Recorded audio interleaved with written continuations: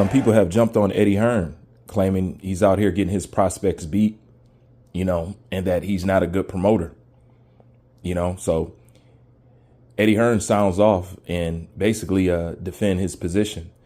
And what's interesting about what he's saying is he's actually describing a situation that we're dealing with a lot of fighters.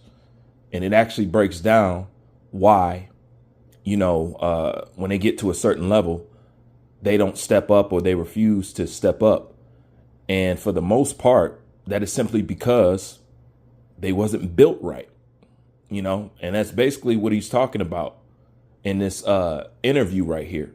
So I'm going to go ahead and play it and let him rip. Right? Going, Eddie Hearn gets a prospect beat. Fuck off. If you can't beat those guys, you're not the fighter that I thought you are. And if you lose tonight, it's not the end of the road for you. You've got to rebuild and you've got to come back better. If you don't want to watch competitive fights, if you don't want to see prospects tested just a little bit when they're 8-1 on, fuck off and don't watch my shows, because I'm going to give you real fights and I'm going to give you entertainment. And guess what? Sometimes when people underperform or they're not good enough, they're going to lose. Not every prospect is going to go on and be a world champion. But if you spoon feed them and never put them in anything competitive, 1, it's a shit product. 2, it's a con for the fans. And 3, you're not doing the right job for the fighter, because when they get to the top, they're not going to be good enough. Now, the fact is, everything that Eddie said is correct. Do you know what I'm saying? This is why I said when the situation went down with, Ennis and all that other stuff, I said, be that as it may, I don't know Eddie for not trying to put up good fights, and get people into good fights. He just doesn't have that rapport with me. And I really think, with the rest of the boxing world, but what he's describing, if you pay attention, you could literally paste Gervonta Davis' face on to what he's saying, because that's what you're seeing. See, we all know iron sharpens iron, but if you've been sharpening your shit with some plastic forks and knives, when you get to the level where you're supposed to be able to produce and perform, you're not going to be able to do it. So therefore, they don't want to take the fight. So therefore, they take cherry picking. And this is the thing. Cherry picking is only a 2-mile road. Okay? Meaning, eventually, the walls are going to start closing in.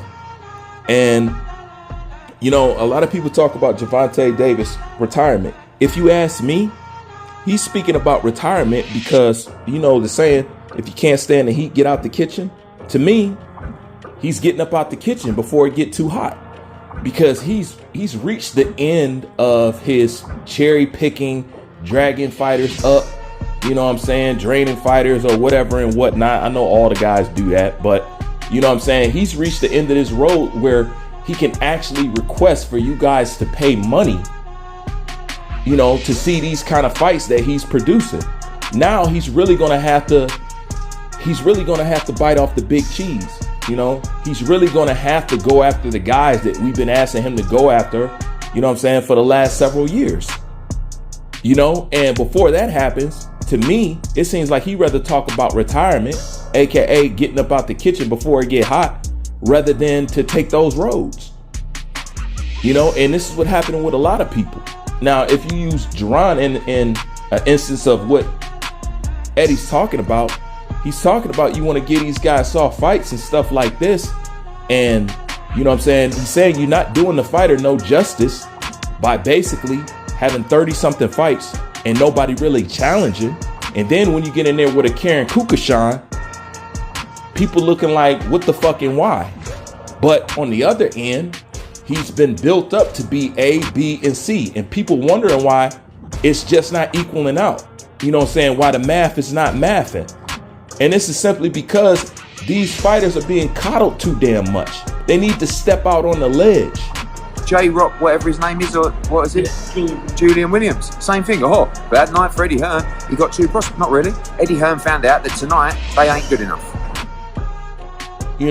I would like to think that, it's the stigma of, none of these guys want to take a loss. But I think it's deeper than that. You know what I'm saying? Because obviously you see that you could take a loss and still have a career. You know what I'm saying? Obviously. But if you ask me, I think at the end of the day, this is what boxing really is. The talent pool from the fighters of the yesteryears is not seen in today's fighters. You know what I'm saying? That's why I don't like no fighters comparing themselves to the fighters of the 90s or anything on down. Because, you know what I'm saying, the field was much more tougher. The competition was much more tougher. And the other thing, and I got this from Mike Tyson, and he said this, and it's true. He said the ego is gone out of boxing. He said that's the problem. And you know what? You're right, because it takes an ego to want to be the best. It takes the ego to want to fight the best and figure out, am I better between these guys?